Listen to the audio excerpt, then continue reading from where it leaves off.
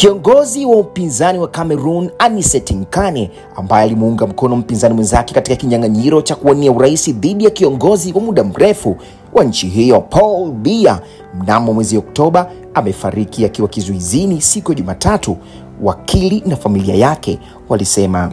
Nkane mwenye umri wa miaka 74, kiongozi wa chama cha African Movement for New Independence and Democracy, alikamatwa mnamo mwezi Oktoba 24 kufuatia maandamano ya baada ya uchaguzi katika kile ambacho chama chake kilieleza kama utekaji nyara wa wanajeshi wa Cameroon. Alikuwa akishikiliwa kwa madai ya kufanya uhasama dhidi ya serikali, wito na uchochezi wa uasi, tuhuma ambazo alikanusha.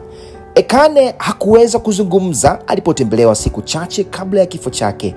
Wakili wake Noungana Ulrich Juvenal alisema hivyo. Dada yake Marianne Simeone Nkane alithibitisha kifo hicho kwenye akaunti yake ya Facebook. Mamlaka ya Cameroon haikujibu mara moja ombi la Reuters la kutoa maoni.